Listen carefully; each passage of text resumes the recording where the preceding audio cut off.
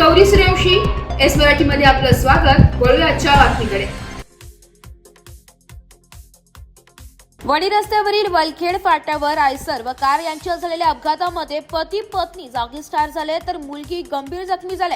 जखमी मुलीला तातडीने खासगी रुग्णालयात दाखल करण्यात आलं असून तिच्यावर उपचार सुरू आहे. दिंडोरी तालुक्यातील वलखेड फाटा येथील दिंडोरी वजन काट्यासमोर कार क्रमांक MH01 BY 0691 व राधे ट्रान्सपोर्टचा आयसर टेम्पो क्रमांक MH05 FJ 8188 यांच्यात झालेल्या भीषण अपघातात करंजवण येथील सतीश राजाराम बर्डे वयवर्ष 43, पत्नी सुरेखा सतीश बर्डे वयवर्ष 40 व मुलगी समृद्धी सतीश बर्डे वयवर्ष 17 हे तिघे कारद्वारे निळवंडी येथून नातेवाईकांकडून आपल्या करंजवण गावी परतत असताना सोमवारी रात्री 10:30 वाजेच्या सुमारास त्यांच्या कारचा वलखेड फाट्याजवळील दिंडोरी वजन काट्याजवळ समोर येणारे आयशरच्या धडक होत त्यात तिघेही गंभीर जखमी झाले.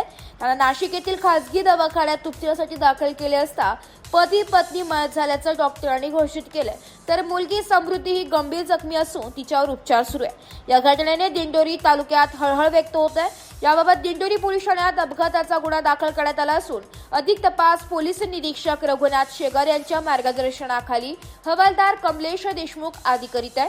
यावेळी करंजवण येथे शोकाकुल वातावरणात अंतिम संस्कार करण्यात आलाय. करंजवण गावावर शोककळा. करंजवण येथे सतीश बर्डे दाम्पत्य अपघातात मृत्यू झाल्याने करंजवण ग्रामस्थांनी स्वयंस्फूर्तीने बंद पाळलाय. करंजवण येथील ग्रामस्थांनी सकाळपासूनच संपूर्ण दुकाने बंद ठेवली आहे. आपले दैनंदिन व्यवहार बंद केले. त्याचबरोबर माहेर असलेल्या सुरेखा बर्डे यांच्या निळवंडी येथेही शोककळा पसरली आहे. एस मराठी न्यूजसाठी प्रतिनिधी नारायण राजगुरू, दिंडोरी. अशाच नवीन ताज्या घडामोडी जाणून घेण्यासाठी आमच्या एस मराठी न्यूज चॅनलला लाईक करा, शेअर करा, सबस्क्राईब करा आणि बेल आयकॉनला क्लिक करायला विसरू नका.